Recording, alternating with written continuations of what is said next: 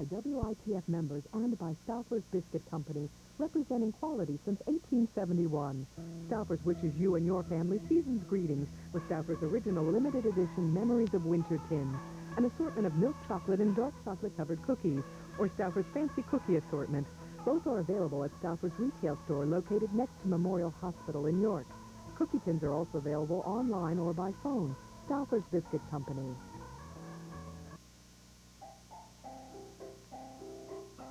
It began as a small picnic grove for the employees of his chocolate factory. Milton Hershey's chocolate would become an American icon. And Hersheypark would become a popular summer mecca, charming millions of visitors and creating generations of sweet memories.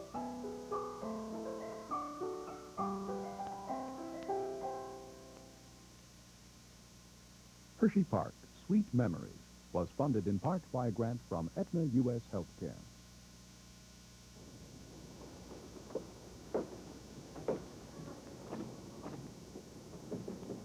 In the fall of 1995, Hersheypark began construction on a $5 million roller coaster named the Wildcat. Made of old-fashioned wood, the Wildcat was built to sound and feel like the roller coasters we remember, to be a sort of living reminder of the past.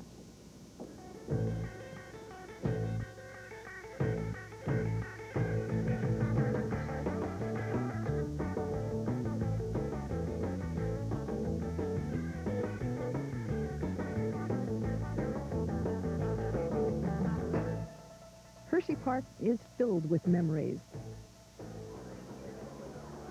The Hershey Ballroom, where the dance floor was so crowded you could hardly breathe. The giant pool and its toboggan slide. Miniature electric trains circling the park. Who could forget the kiddie rides that seemed so thrilling?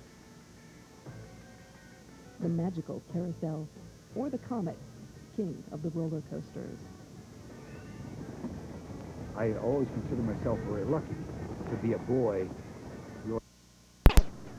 I go to Hersheypark with a dime, and my dime was spent with a nickel for the carousel, and then the other nickel I had a Hershey bar. Thank you, and enjoy your ride.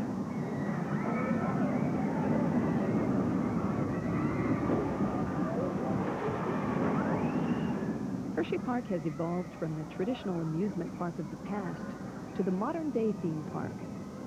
But there is still something special here, something sweet and inviting. You could always depend on at some point in time throughout the course of the day that you would smell the chocolate cooking. When you were smelling the chocolate, you almost felt like you were eating it. Kind of make your mouth water, but it really was the sweetest place on earth because, you know, I mean, you really were smelling this stuff in the air. It's like, wow, this is amazing. When I first saw Chocolate Avenue, I was young and naive enough to believe that the lights were really made out of chocolate.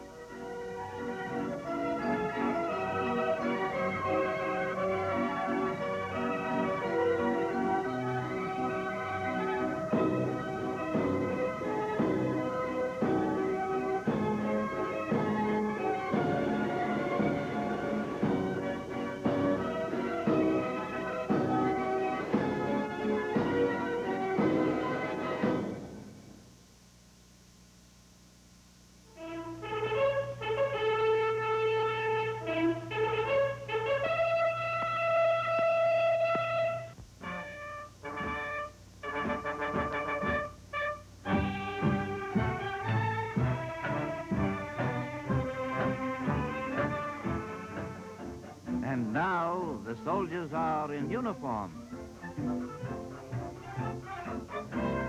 It all began with a kiss.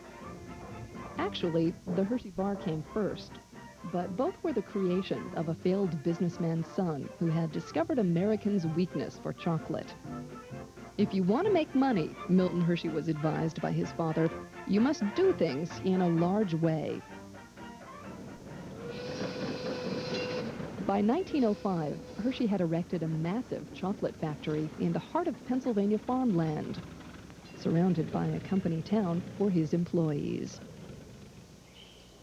Along nearby Spring Creek, he planned a modest recreation area. His Mennonite mother, Fanny, thought the park to be wasteful and counseled against it. But Hershey was confident the park would be the perfect complement to his new town.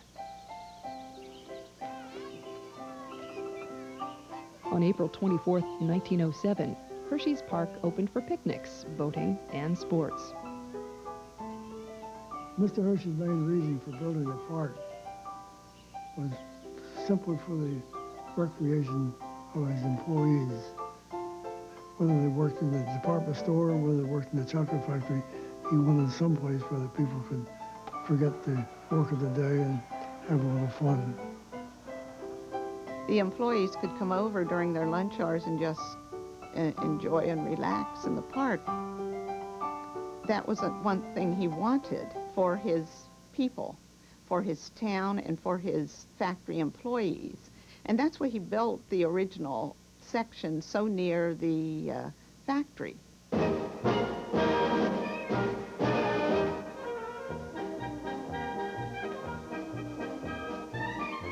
Until a small bandstand was built, the town's band performed concerts under the shade of the trees, entertaining the Sunday afternoon picnickers. A pavilion offered dancing and roller skating. Audiences packed the Park Theater to see vaudeville shows. Above the stage, a banner in gold letters read, "All ye who enter here leave dull care behind." Fanny Hershey had predicted the worst for the open-air facility, but later admitted, "I guess the Lord approves of your having a theater, because it didn't rain once all season while you were using it."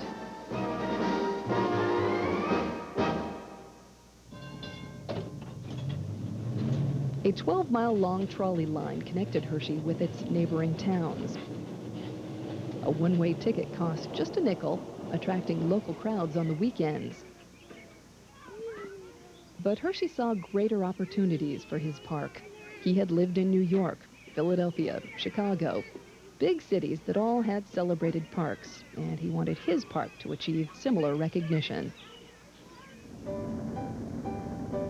Within 6 years of building his factory, the Hershey Bar had become a national sensation, and Hershey hit upon an ingenious advertising campaign. Inside the millions of chocolate bars sold every year, he began wrapping picture postcards of his town and park. The Hershey residents enjoyed the park very much, and were really proud of it. The park was really an important part of the community and the town, because we had trains come in here from the whole area within 100 miles.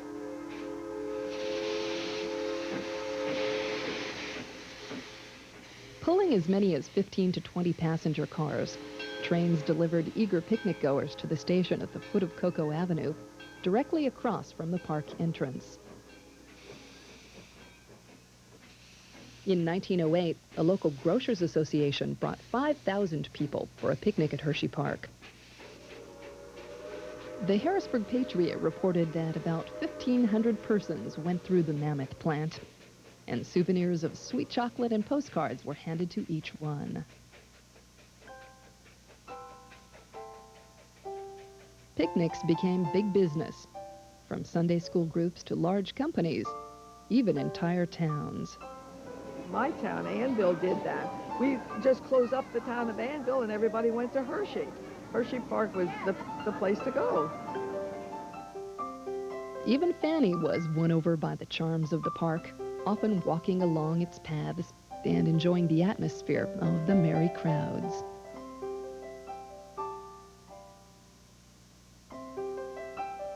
The park was a hit, but Hershey's business manager thought it could be even better.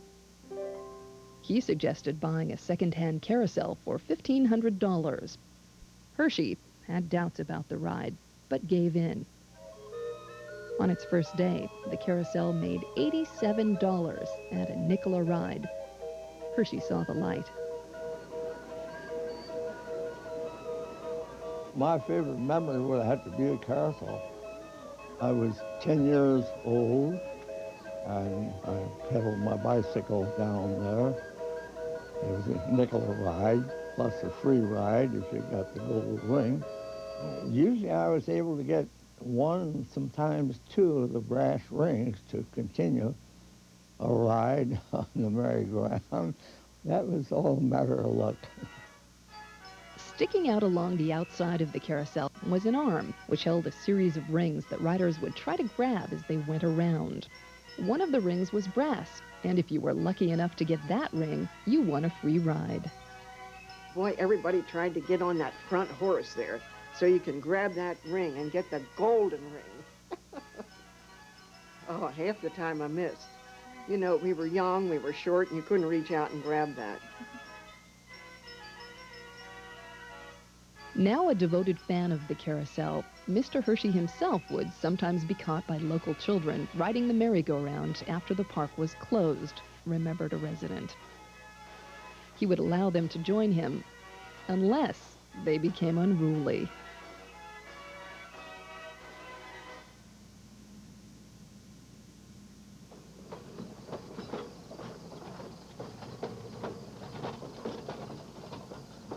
Eager to expand on the success of the carousel, Hershey commissioned his next ride. When the miniature electric railway was completed in 1910, it was considered a technological marvel. My father's name was Bill Brandt, and he drove the little train for about 35 years. My dad would never give me a free ride except when I brought his lunch. My dad was a company man who felt that he owes this to the company and should not give anyone a free ride. The engine was in the middle of the train. When I got to the end of the line, I had to change the seats. Every seat had to be turned so that people would be facing the front instead of riding backwards. Oh, you could get on there and ride all around the park and see different things. You'd pick up people here and there. And it was just a pleasure ride, just to ride from one end of the park to the other. The miniature train was Hersheypark's signature ride for more than 60 years, but it finally reached the end of the line in 1972. The little train that my dad had driven was, well, I just never saw anything like it.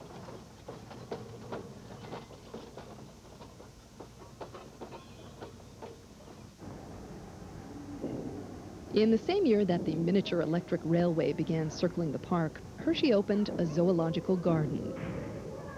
Hersheypark's newest spectacle captivated adults and children alike.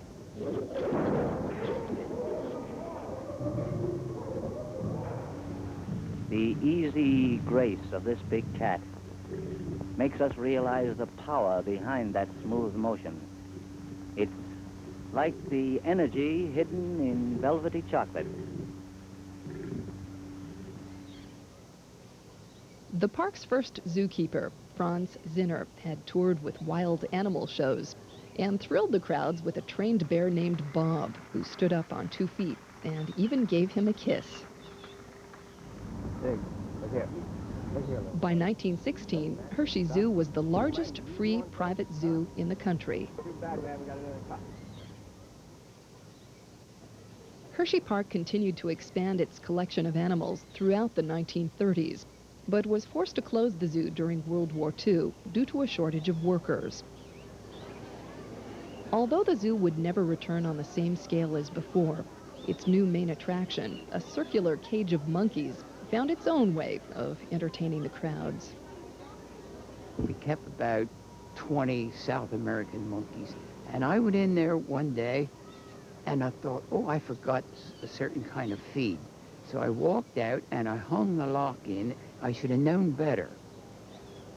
One of the monkeys, Brownie, had taken the lock out and the door was open, and here were all these monkeys running around the zoo. Brownie ran across the bridge and I took out after him with a net. And that monkey stopped. And he looked up at me and I stopped. And it just looked like he was saying to me, I'm sorry, I'll never do this again. please don't hurt me. And I couldn't. I put the net over him gently, put him in a crate, took him back to the zoo.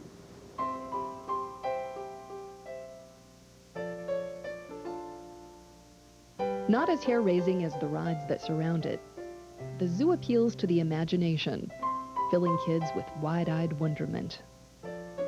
And Milton Hershey took great pleasure in the joy his park provided them. Although he and his wife Kitty did not have children of their own, they decided to commit their fortune to the welfare of children. In 1909, they founded the Hershey Industrial School for Orphan Boys, which would aid and uplift the lives of countless young men. Mr. Hershey loved to stop and talk to the boys, recalled alumni of the school. He was genuinely interested in what we did, and did it because he loved children.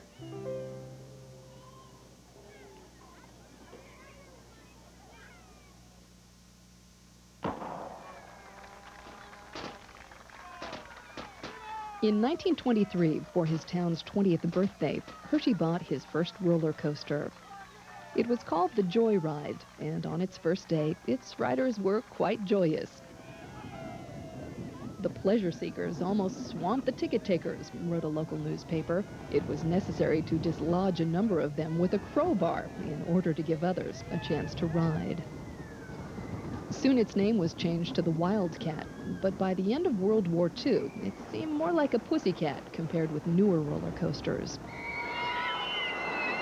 To keep up, Hershey built a bigger, faster coaster, the Comet. The Comet at that time was as good as it got. That first hill was always the anticipation of going up to the top of that first hill. And when you go down, every so often I think, geez, you know, we're going to go right through this thing and going to land in the creek. I mean, there's no way that it's going to go up. We're just going to crash right through the bottom. We'd be holding on for dear life. Then it was a question of who had the guts to sit in the front. And we got to the point when the Comet where we practically were standing up on that thing, backwards. That's how good we were with that, with our eyes closed, you know, blindfolded.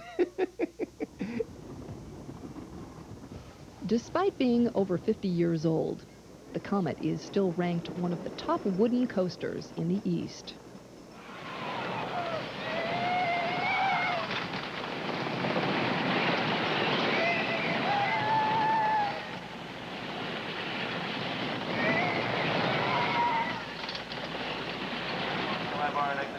All the way down the ramp. Thanks for riding Comet.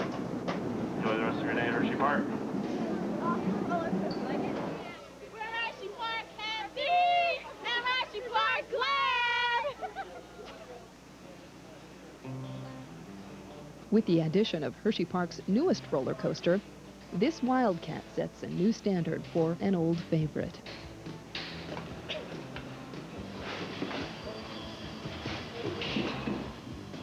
We call this a test run. What we do today is we have a dummy named Fred that has accelerometers mounted in his neck and in his chest and in his head. Fred basically tells us what a rider experiences when he goes around the track. Every time you go into a curve, you'll feel a load. Fred will tell us how high that load is. On test day, the day I feel we're ready to rock and roll, I'll walk around the ride and give it a final inspection. Once I have established everything done, I will get a crew of guys to stand on different points, test points of the ride, tell me what's happening as the train goes around the track for the first time.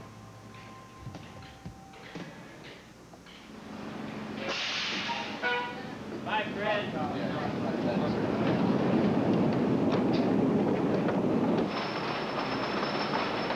Until the train goes around the track, I'm stressed out. Once it makes it around the track, it's a relief off everybody's shoulders.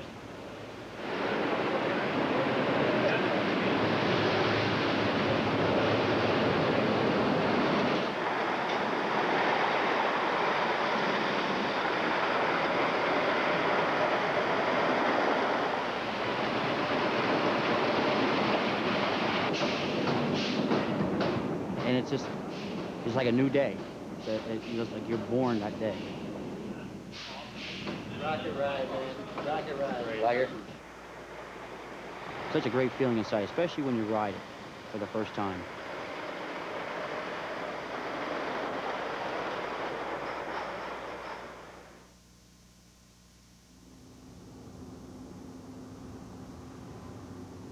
If there was one thing that distinguished Hersheypark from any other park, it was the candy-coated aroma flowing from the nearby factory. And curious park visitors requested to see the source for themselves.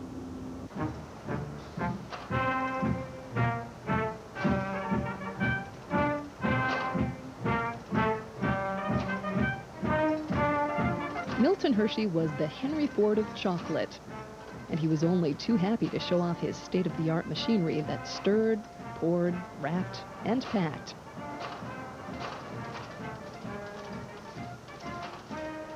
After years of informal visits, Hershey officially opened his factory doors to the public in 1927. By 1935, as many as 2,000 people a day lined up for the free tour. As the years went on, a trip to Hersheypark just wasn't complete without the free candy bar that you received after touring the factory.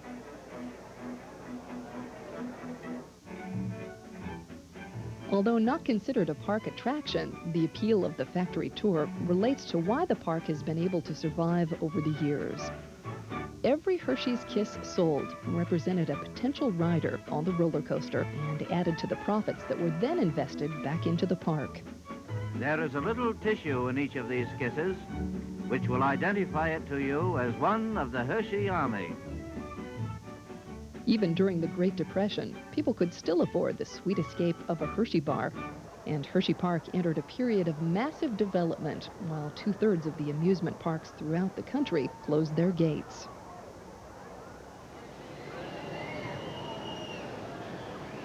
In 1929, Hersheypark kicked off the new season with a splash, opening the Mill Chute, the park's first water ride.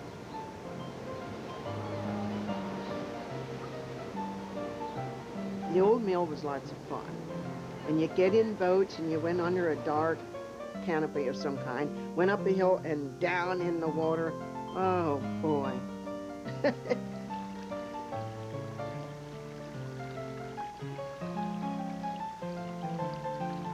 Through the years, the old mill has been updated and even changed into a jungle adventure called Lost River. But whatever the theme, it was the plunge down the infamous chute at the end that put a smile on everyone's face. Now, a ride called the Coal Cracker captures the feel of the traditional chute ride.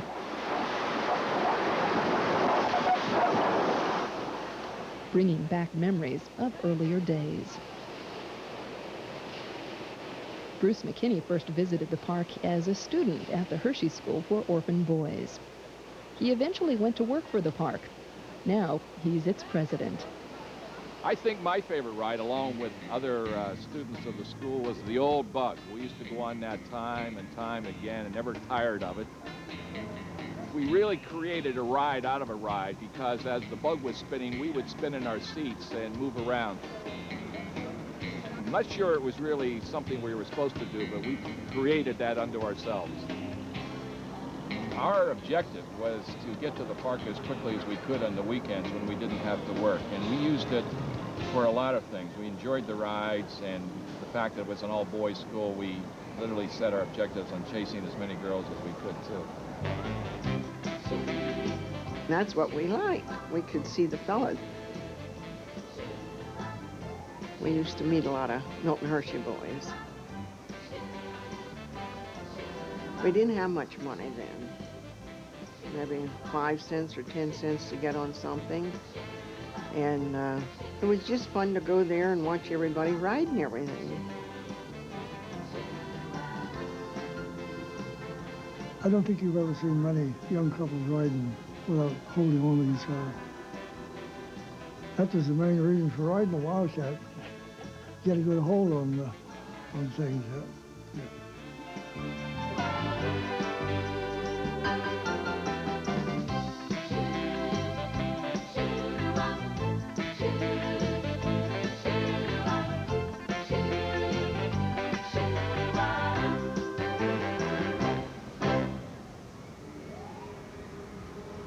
With the Bug and other new rides, Hersheypark's quiet valley began to echo with the carnival atmosphere of the Midway. But in an area all to its own, a collection of gentler rides was also growing. Beginning in 1926 with the Kiddie Ferris wheel and a small airplane swing, the rides in Hersheypark's Kiddieland haven't changed much over the years.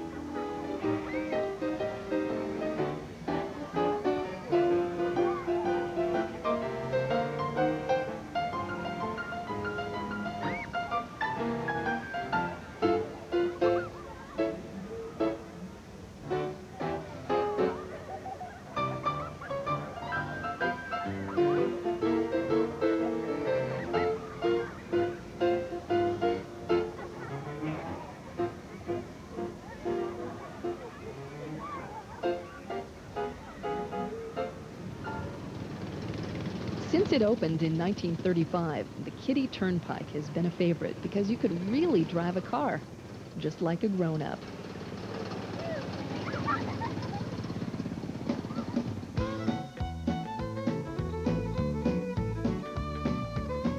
The pony ride took fantasy a step further. On a pony, you were Roy Rogers or Dale Evans, even if you were just being led around a track.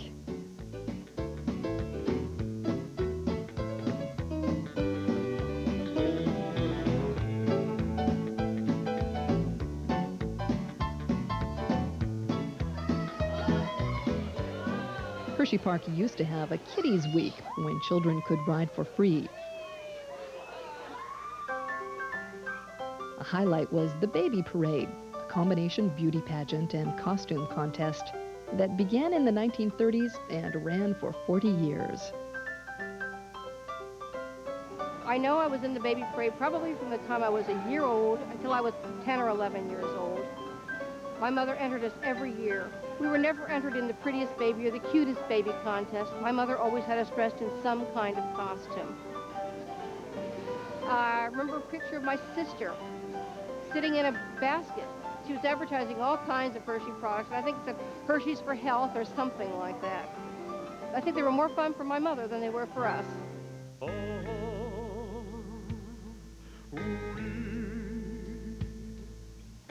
They had about 100 to 150 contestants.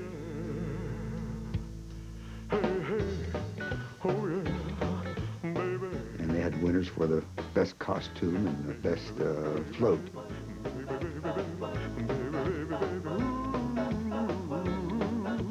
Of course, the cutest baby was the big prize. Every mother thought their baby was the cutest, of course. So that meant 149 mothers went home thinking the judges were pretty poor.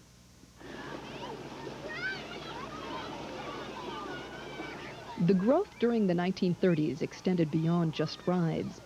It included a sunken garden with a spectacular electric fountain that could shoot water 65 feet in the air, a ritzy remodeled ballroom for dancing, and a massive new pool. I had some of my fondest memories of Hershey Pool. The pool was 210 feet long, the pool proper, which in those days was an enormous pool.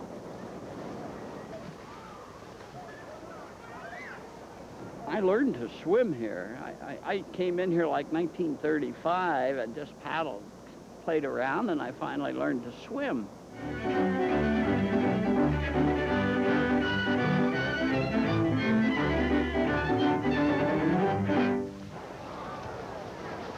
Oh, I used to dive off the high board.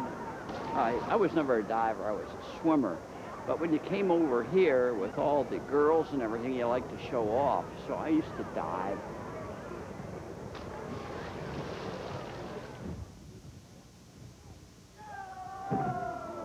On the other side of the dance hall, there was a thing called toboggan slide. One time, a lady was coming down, and water's here and she's here, and she reared back on her sled and she hit the water, and her bathing suit split down the front. It's the first time I knew ladies were different than men. Within its first 25 years of existence, the rustic picnic groves had grown into a major tourist attraction. In the summer of 1934, wrote a local newspaper, Hersheypark's grounds were assuming metropolitan proportions. Milton Hershey's dream of building a first-class park to rival any in the country was becoming a reality. But it was more than a business. He truly loved the park and stayed involved with it all his life. My father was the manager of the park for many years, and Mr. Hershey came to the park office frequently. And it was in the years when he had private duty nurses around the clock. And he would come through the office into my dad's private office in the back. The nurse would be coming flying through, "Where's Mr. Hershey? Where's Mr. Hershey?" And by that time, George and Mr. Hershey were on their way down the back steps and out into the park. He was a very hard person to keep down. Even the small details did not escape Mr. Hershey, who was not above picking up litter as he walked around his park. Unless it was a Hershey bar wrapper, those he would leave on the ground, face up. Affectionately called MS by those who got to know him, Milton Hershey's presence in the park touched everyone. My brother had the popcorn machine, and MS would come behind the counter there and eat popcorn with him. And he'd say, "Oh, I like this popcorn." And my brother was, of course, impressed that MS would be there eating popcorn, and people would come up to the counter and not know who this man was behind the counter.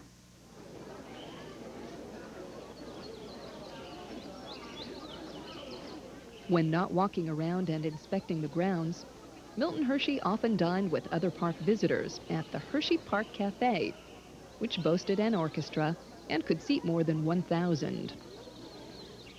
In 1930, Mildred Fisher joined her older sister on the wait staff.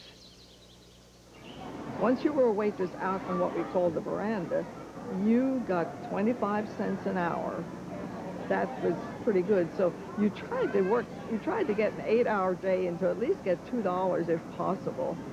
And when Mr. Hershey came in, the whole kitchen just went into action. And he most always ordered chicken. And he would always order waffles served with chicken gravy.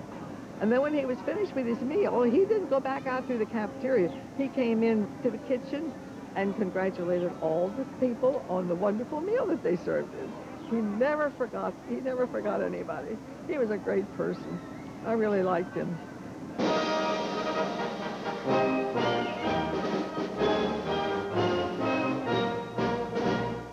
But for Milton Hershey, no amusement in the park could compare to the pleasure of listening to the Sunday afternoon band concert. In the early days of the park, the musical options were fewer, with the only band being the newly formed Hersheypark Band. Members were drafted from the chocolate factory by Hershey himself, who expected workers to do several different jobs. Truck drivers were handed tubas. Chocolate mixers suddenly became clarinet players. Band members even had to run the refreshment stand the first season Hersheypark was open. And they attempted then of saying, "Wait a second, I don't play an instrument." He said, "That'll be all right." Unfortunately, the band for the first 4 years, the music was not too good. With practice, the Hershey Band became one of the best in the area. As the park grew in popularity, other bands were brought in to entertain the crowds. In the 1940s, people flocked to the band shell to see local favorites like Reg Kehoe and his Marimba Queens.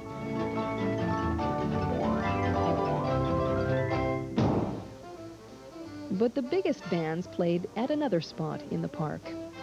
In the evening, couples would stroll through the sunken garden, past the glittering electric fountain. There, they'd hear music floating on the summer breeze from the nearby Hershey Ballroom. The floors were just polished like glass. It was just a romantic, glamorous place.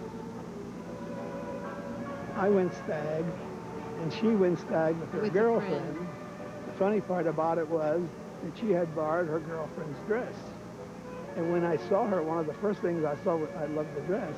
And then he came and asked me to dance, and I said I felt like Eliza Doolittle. I could have danced all night. I thought it was just wonderful. I think it was love at first sight. On my part, I don't know about his.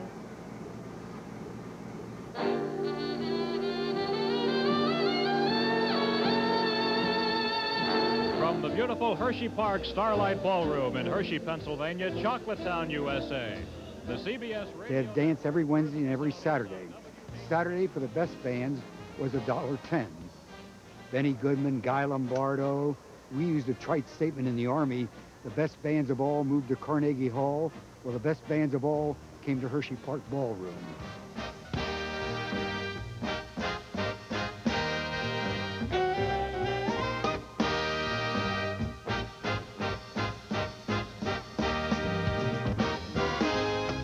It was so crowded that only you could dance in the corners of the ballroom because the whole ballroom was just packed full of people.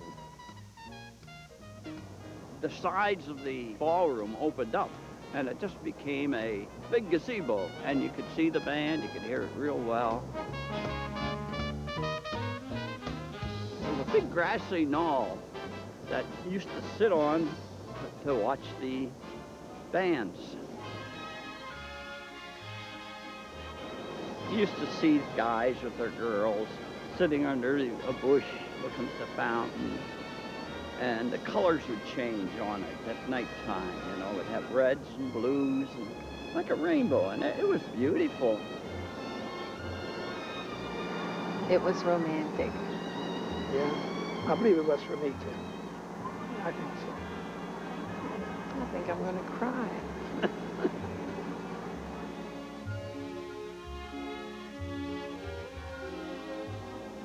I get to thinking about Hershey in those days, and I get all misty.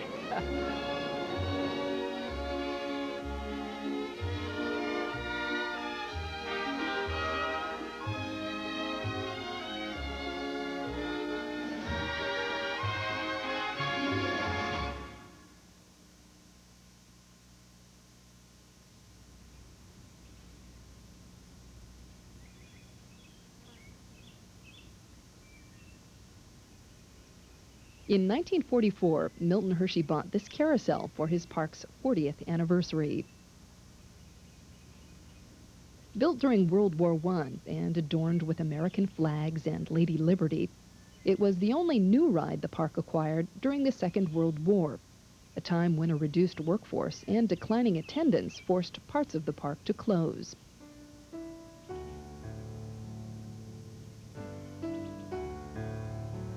It would be the last ride Mr. Hershey would add to his park.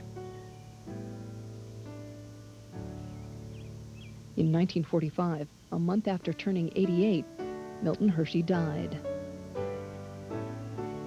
Everything he did was in the idea of doing things for the people who made him a success. I think that was his philosophy of life. On the day of his funeral, the town that bore his name and embodied his dreams came to a standstill.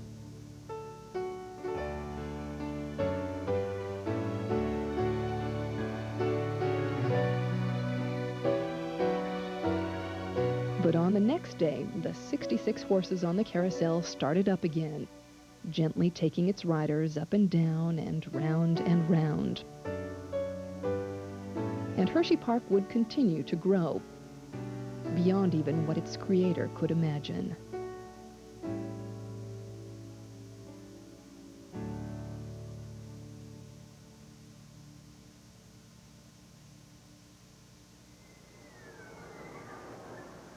With the prosperity of the 50s and Americans ready for fun, Hersheypark again became a favorite summer escape. Families returned to the park and its shaded picnic pavilions as they had been doing for the past 40 years.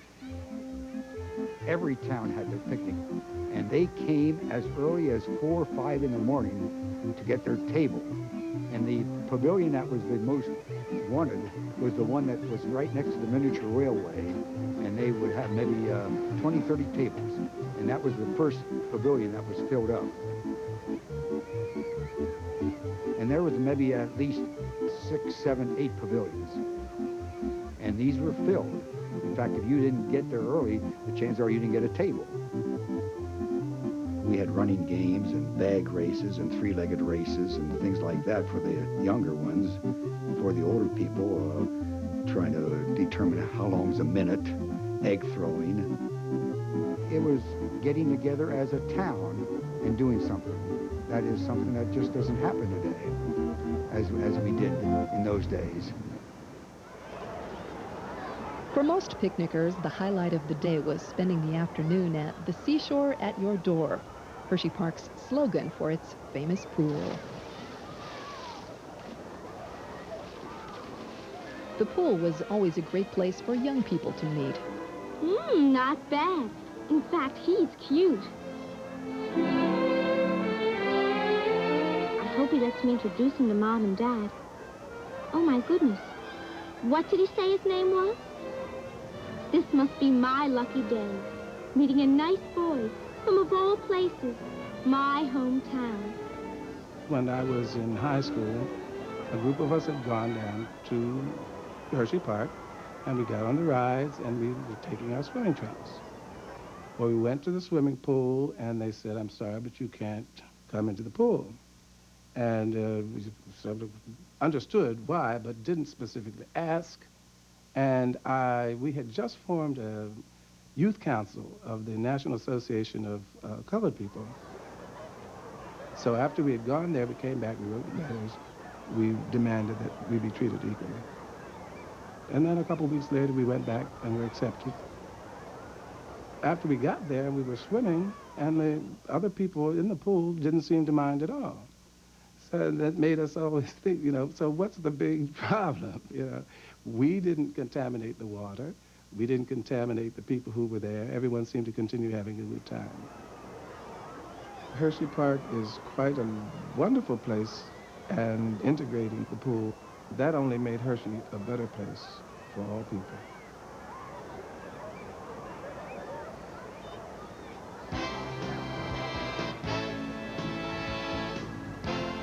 In 1960, Hersheypark opened its miniature turnpike ride. It had gas-powered cars, a toll gate entrance, and a tunnel that crossed Spring Creek twice.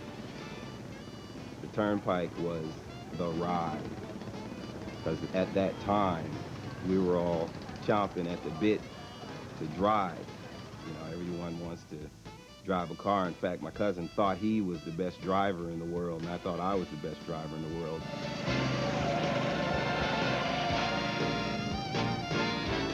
If you couldn't get in the turnpike, though, and you really wanted to drive, then you'd go over to the bumper cars and beat up on each other.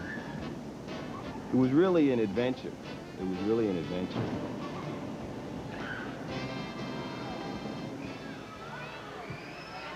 A ride that was equally jarring was the old funhouse. You go in through mazes like, and different things pop out at you. And then when you would get out on a big porch like, especially the women, they had air holes. And women would walk out there and there goes your skirt up. There was a giant barrel you could walk through. There was a plate you could ride on. It would spin around and around, and you tried to push everyone else off and you didn't get pushed off. I remember they had some walking boards, I guess you would call them. They would walk back and forth. They had another place, and that was a walk-through where it was very, very dark, and you never knew what was going to come jumping out at you in that ride. Laughland sounded innocent, but it was a ride that could scare the wits out of you. There was people screaming all over that thing. I mean, grown-ups were in there screaming. Cars taking you around, and then all of a sudden something jumps out at you. I'm not scared, I'm not scared. You're scared. Sometimes you didn't even want to go in. One of my cousins, a little one, he was too afraid to even go in that ride. He didn't want to go in that ride. If you had any qualms about going in the funhouse, the mysterious laughing lady didn't help. Laughing Sal, as I remember her, was just a mannequin that would just rear back and laugh with a very hearty laugh.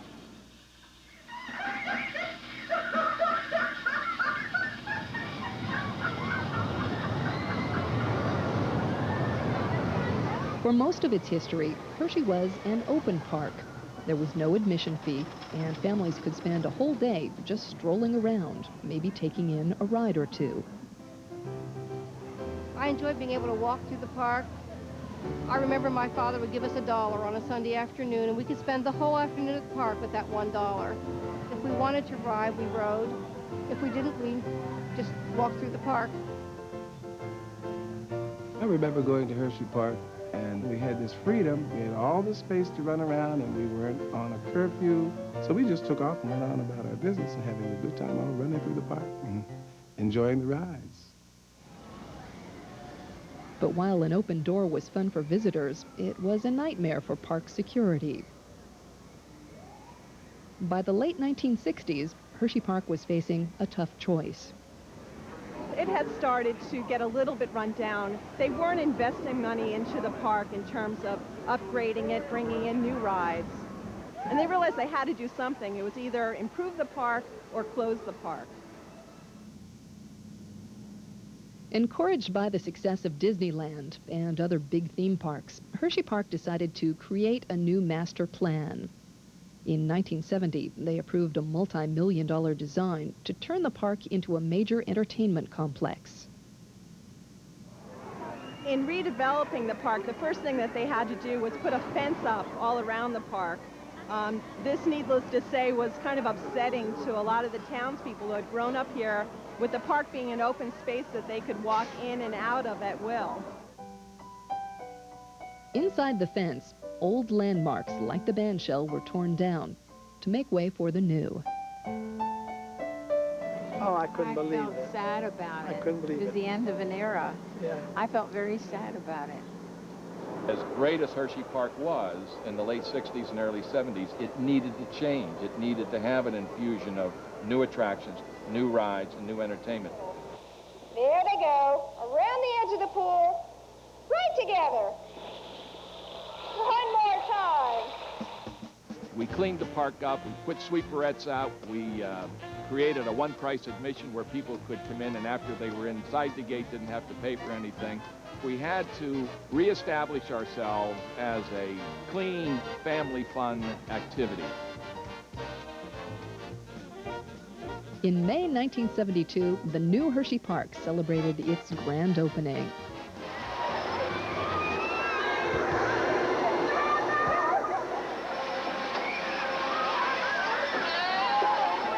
How does everybody like this ride? Does anybody feel sick? New rides, new entertainment, and the new look began to pay off. In 1973, the park reached a milestone, drawing more than 1 million visitors in 1 year. By the late 1970s, theme parks were popping up all over the East, each offering newer and bigger attractions. So in 1977, Hersheypark rolled out a revolutionary new roller coaster.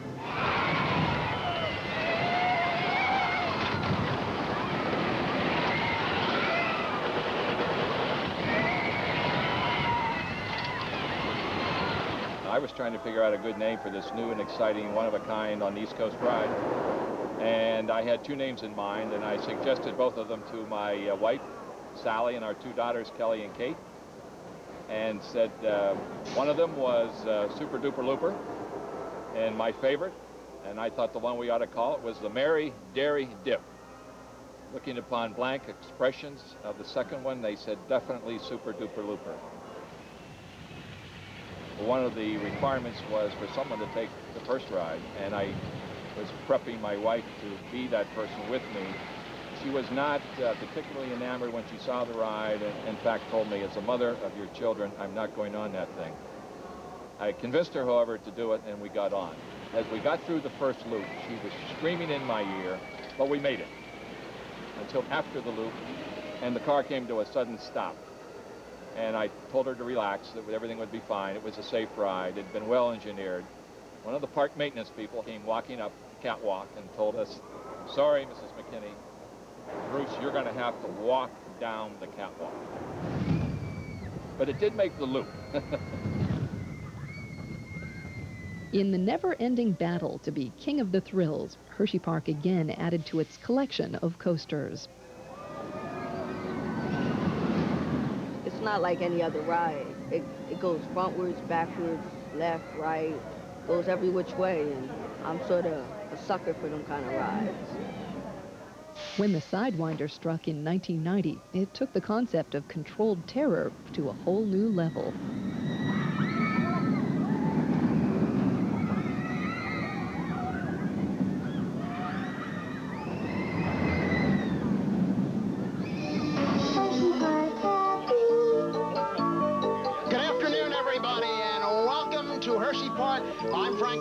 The general manager of Hersheypark, and After 8 months of construction and testing, the Wildcat opens to the public. It was named after Hersheypark's first wooden coaster, built in 1923 and replaced by the Comet in 1946.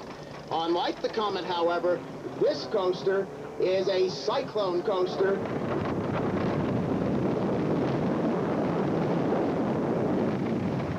The Wildcat is fabulous. It's extreme. It's a wooden coaster that does everything that a wooden coaster is supposed to do, and doesn't do anything that a wooden coaster is not supposed to do. It doesn't beat you up. It's just a lot of fun. Good curves, good air time, floating right up off your seat. It's fabulous. You ought to come out and try it.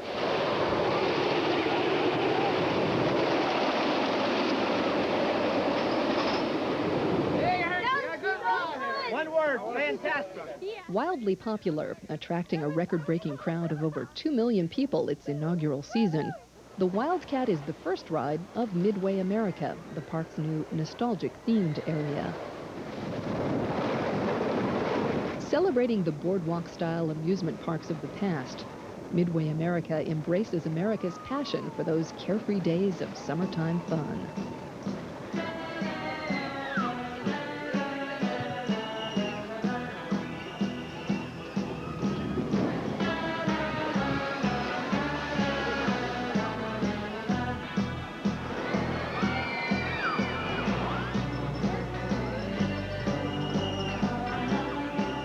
I think people love Hersheypark because it's a fun place to be. You can let your inhibitions run away and you can just enjoy yourself. You can let your hair down. You can do things that maybe you might not have done as a child, and you can just revert to that second childhood and do some things that you really would like to do, but maybe you don't want your friends to see you do it. But here, nobody cares. It's a fun place to be. You don't see very many people without smiles at Hersheypark. From its simple beginnings as a rustic picnic and recreation area for the Hershey employees, to its current collection of spectacular rides, Hersheypark continues to embody the gentle and generous spirit of the man who created it. But many of us owe more to Mr. Hershey than we can ever appreciate. He saw a need, and he had the means of helping. And that was his purpose in life, to use his money to the best advantage for the most people.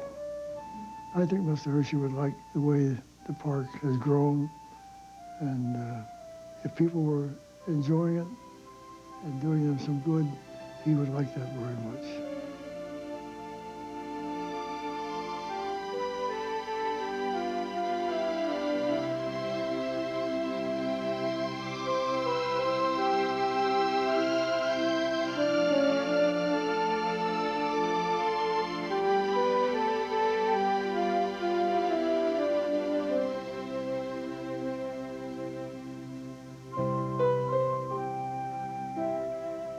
At the end of the night, when we would have to go home, one of my cousins would get mad, and the other one would start to cry.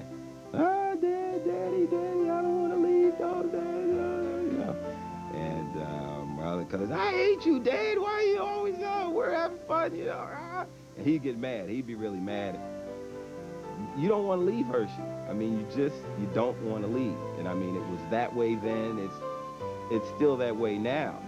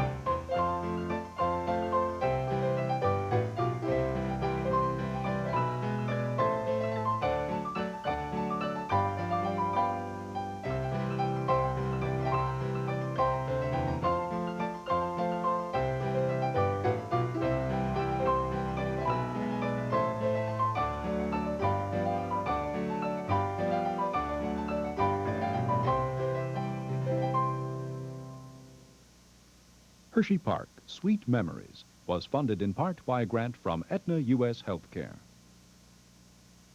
To order a videocassette copy of Hersheypark, Sweet Memories, call 1-800-828-4PBS.